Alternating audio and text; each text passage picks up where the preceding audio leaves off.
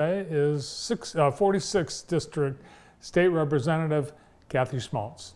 Hey, Kathy. Hi, and don't forget the Tigers. The last 2 Tiger games, walk-offs. How about that? We need to continue that, right?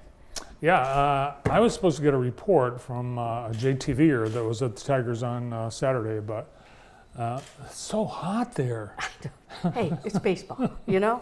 I've been there when it's snowing, and I've been there when it's been really hot. So, it's baseball. Yeah, it's with weather like that, it's walk around and watch. Yeah, that's true too. Well, I see you all over. You're at just about every community event. That keeps you busy. But you told me when you were running that's what you consider one of the most important things of being a representative for the community. Well, you know, I ran because I wanted to help, especially our most vulnerable people, especially our at-risk kids and our veterans and our foster care kids. And I have all legislation in to do that, and it is bipartisan. But it's an election year, so you know they want to fight about it. But I'm bound and determined to get those things through. But it's so important when you've been in a community for, I've been here more than 35 years, and I think I've been on every nonprofit board, I still am. And you really find out what the needs are in the community. And you know, because I see you at every event too. And that's where you really find out what people need, and that's what I'm there for. I'm there to try and make life easier for people, because we kind of all want the same things in life. And what happened, you know, with former President Trump, which I hope we all reflect on what happened, because when political discourse turns to violence, we have a real problem. And this is not who we are. We can have differences, and that's okay. But we have to respect each other, because like I said, we all want the same things. We all want to be able to buy groceries. We want to be able to have good health. We want to be able to afford a home. I mean, these are the things we can work on and we can focus on, but the rhetoric and the hatred, there's just no place for that. So I'm hoping that we can all come together. I'm an optimistic person. There's more good people than bad in this world. So I know that we're going to learn from this and really move forward. Yeah, and I think so many Americans are just shaking their head in disbelief as to the events of the weekend. And another question is, how does a 20-year-old get to that point? I mean, you know, our mental health issue is something we have to work on so badly, especially with our kids. And social media, I think, has destroyed our kids in so many ways. So we really have to take a look at that. But that's the other point. How does a 20-year-old, the suspected shooter, get like this? I mean, we really have to take a look at that. Yeah, unbelievable. Everything, the whole weekend, unbelievable. Well, we did get the budget passed by your House, but not without some dissent. On the other side of the House. It was $82.5 billion, and we did work very hard.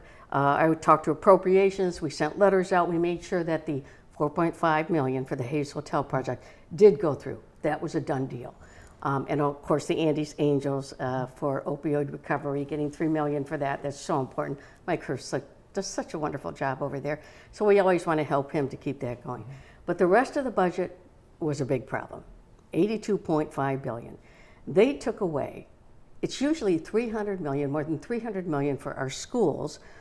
They took it down to $26.5 million. And this is for mental health, safety, school resource officers, no per pupil funding increase.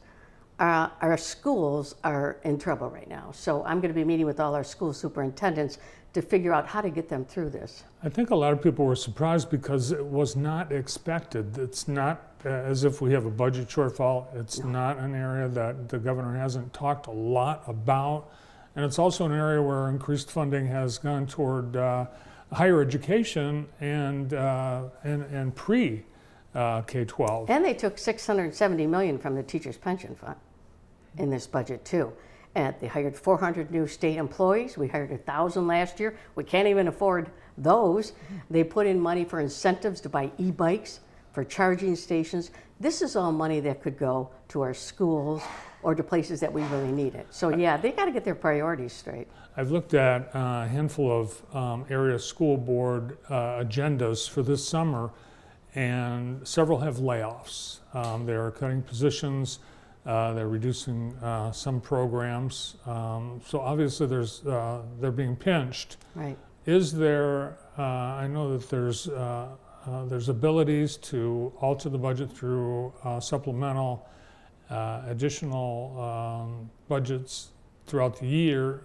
What's the talk about specifically to education, how that might change? Well, there is a lot of pressure being put on them right now to put a supplemental in. So when we get back, we don't go back till July 30th. When we go back, hopefully, we can get something in there to help our schools. But I'm going to meet with all of our school superintendents before that so I can find out what really they need and hopefully get that in a supplemental that we can get passed. Yeah, it looked like a big part of what was cut was a safety component, a specific allocation for school safety. Right. They took that out. They took school resource officers out, mental health resources. And you have to remember, I have a school safety package with it's a bipartisan one. There's like 15 bills. That's been in there a year ago, February. They've had one hearing on it and they haven't passed it.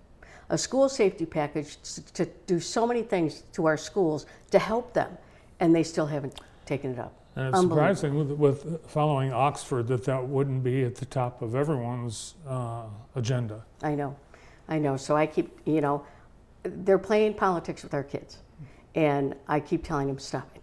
Just stop it. If they don't like Republicans' names on the bills, take them off. Let's just pass this. Because and I've said that before, I've already got a bill signed into law. Only politicians care about that stuff. But I've testified before, get this passed. This is good policy. Just take the name off. I don't really care. I just want this to pass because this has to be done. Another area that you had a concern about, corrections. Right. There have been some legislators that have called for the firing of Heidi Washington, the Michigan Department of Corrections director, over staffing primarily. And what's the budget relative to staffing that's got you concerned? That's another. They had $12 million in there to help with some of this and retention and attracting officers, and they took it out. Don't ask me why. We also have a couple bills that are talked about right now. Right now they got like a 401k. I'm in prison a lot. I mean, just visiting. When I was in news too, and now as a legislator, I'm in there a lot talking to the warden and talking to different corrections officers, and they tell me what they need, and they would really like a change in their pension too. They think that would help.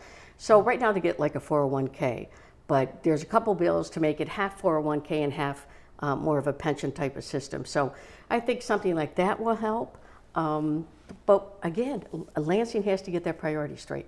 We cannot let these things slide and then put more money in for charging stations and incentives to buy e-bikes and hiring more state workers. I mean, we just have to change things.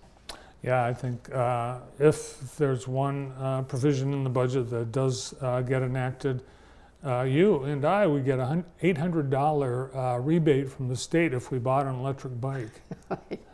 I know. I mean, there's so many ways we can move that money into places that we really need it. So hopefully things will change and we can, like I said, get our priorities straight and make sure that the money goes where it's supposed to go. And again, when you get this budget at the state level, 1,500 pages with a few hours to go through. So right there, you're like, wait a minute, I don't know where your money's going. I'm not going to vote yes on this. It's very important that we know what's in that. So we pay attention. It's just like nonprofits. I want to make sure that a nonprofit is spending the money the way you're supposed to. And it's the same at the state level. This is your money, and we're responsible for it. So we got to make sure it goes to the right place. The state is one big nonprofit. Yeah. I'd like to see you up there trying to do this. It'd be interesting. So you just got a few hours to read a 1,500-page budget. Same as last year. Yeah. And some people say, well, it's always done this way. I said, look, I just got here. It shouldn't be done this way. This needs to change. Did you have time to read the governor's book? No, I haven't had time for that yet. We'll see. I got kind of some other important things to do. So what's on the agenda this week? So, well, you know what we're doing this year, again, is the Jackson Grand Slam for kids. Mm-hmm. So I did that for more than 16 years, and we stopped at COVID because we didn't want the kids being hurt or anybody getting sick. So what we do is I raise $12,000 to $15,000 a year to take all our at-risk kids, or 200 at-risk kids and their mentors, to Comerica Park for a Tigers game.